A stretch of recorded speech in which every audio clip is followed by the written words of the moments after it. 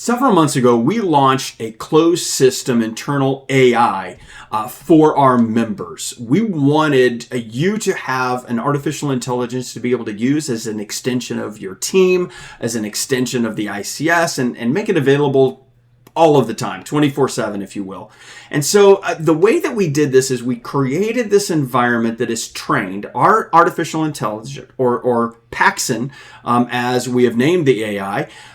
Paxson is trained specifically on ICS content, both public and members-only information, all of our forms and templates. Paxson is trained on other things that we provided that are all primary source information. So, for example, when we start talking about compliance, it's trained on very specific governmental information, maybe government websites or whatever the case is, all to help you make sure that you're getting primary source information and not just this world of this universe of information, whether accurate or inaccurate. We want you to feel and have more confidence when you're using AI. So we've created this specifically for you. So what I want to do today is I want to share with you a couple of key things. One is there is a public version and then there's a members only version. We want to encourage all of our members to make sure you use the members only version. It's more robust. It's providing more information and we'll actually even create some resources for you to use in your practice, guides. It'll provide procedures and policy templates for you to use. It'll even give you step-by-step instructions if you want to have that. It'll help sometimes create some template letters and other things for you. You can actually use it to help develop more for your practice. So let's go through this really quick. And I'm going to show you actually based on a live question that we recently received from one of our members. So I'm going to jump over here and show you exactly how this thing works. So this is on our front page, and this is the public version of Paxson. And so if you key in a question, and this question is really specific to a patient who is hearing impaired, and the doctor really wanted to help the patient, but effectively what happened was they realized that this could get expensive. One thing I want you to know, I don't want you to use it like a search engine. Don't just key in a couple of words like hearing impaired or American Sign Language or some things like those. Can you do that? Sure, you can, but the information that comes back is going to be limited and because there's no context. We're encouraging you to key more in, add more information in, give the AI more context. So in this case, I had a patient come in to one of our offices who was hearing impaired. She requested a sign language interpreter. Am I required to provide these services? Can I charge the patient for the services? And if not, how can I afford to provide the services if the cost is greater than reimbursement? I want to help the patient, but the cost is concerning. So this was the question. It's slightly paraphrased, but you get the gist. This was the idea. So here's the public version. Now, you'll notice actually after a while, and I just hit that limit, that actually there's a limit for the public version. This answer, had you seen it before this, would have been 1 or 2 sentences. But what I want to show you is actually the same question on the member side. So you can click right here to get the member side of things, or you can actually just go to ilchiro.org/Paxson, Paxson, ilchiro.org/Paxson, and it will take you right to the members only version. You will have to log in if you haven't logged in yet in this browser or recently, because it will, the system does log you out after time. Just make sure you use your login credentials for the ICS. Once you're in,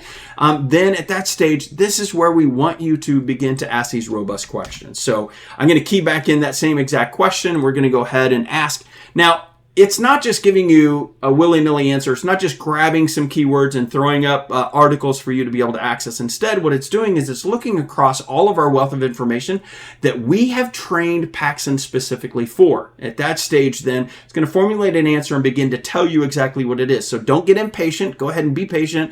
Imagine if you're combing through 1,700 to 1,800 different articles and about 200 to 300 other sources, our entire YouTube channel, all of our social medias, the whole 9 yards. It's trained on all of those areas. So at the end of the day, when Paxson is done doing the analysis, it's going to begin to provide more information. You'll see, here's what you're required. By the way, here's a potential solution for you to use in your practice. Now, this is where it gets really important.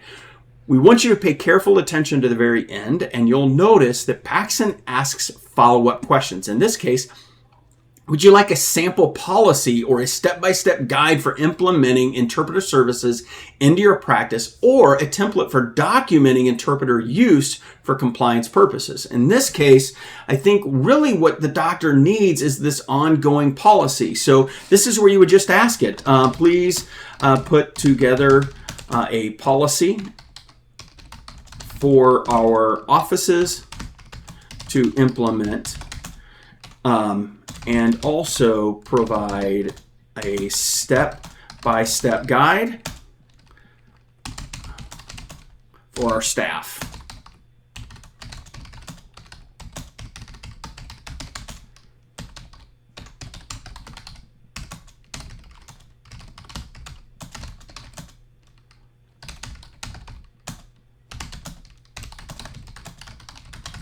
You'll notice I had several misspellings in here. I didn't use good punctuation or capitalization. Don't worry about it. The AI is trained to be able to weed through that. So don't worry about it. Just go ahead and hit enter, and it's okay. It'll figure it out. And if not, you can correct it on the next round. Don't use it like a search engine. Again, what we're trying to do is see more. In fact, you'll notice above in the previous answer that there's references. You can actually click on this and see the different areas that Paxson utilized primarily to develop the answers. Again, it's not just the search engine, it's doing more, right? So in this particular case, you'll see this is a policy for effective communication and auxiliary aids for patients with communication disabilities. And boom, it lays it out there. Here's the purpose of this particular policy, the scope.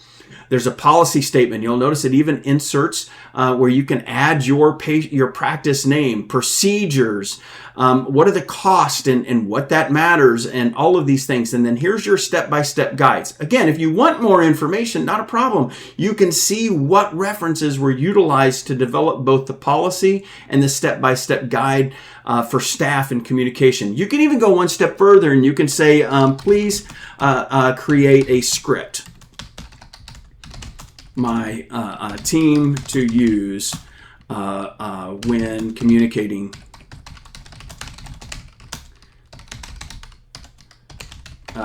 give me a verbal script and one for email for those that may not be able to read, right? Sorry, we may not be able to hear. Sorry, deaf, and I apologize for that. I put the wrong thing in there, but you'll get an idea. And hopefully Paxson will be able to figure out through my misspeak or my mistype here, and we'll find out more information. So she's thinking through this. Again, what we're encouraging you to do is be more robust in your questions. Give Paxson more context for what you need. And very quickly, you can see here's two scripts that you can use. Here's a verbal script for the in-person or over the phone. And you can get a quick idea of how this could work. And of course, you can tailor this specifically for your practice. But that gives you an idea. And here's an email in plain language that potentially could be utilized. All of this information is available, and Paxson is available for your use, and we encourage you to jump out and use her. Don't hesitate to do that. In fact, I would encourage you to just jump out today, ilchiro.org/Paxson, and see what she can do as an extension of your team, as an extension of the ICS. We want to help you. We want you to have the most robust ability to be able to serve your patients and spend the time serving your patients instead of handling all of the compliance things, developing policies, and trying to figure out many of these things. Of course, we're always here. We want you to call. We love our conversations with our members, but we also want to make sure that you have what you need at your fingertips in a moment, and hopefully this will help you out. We'll catch you next week.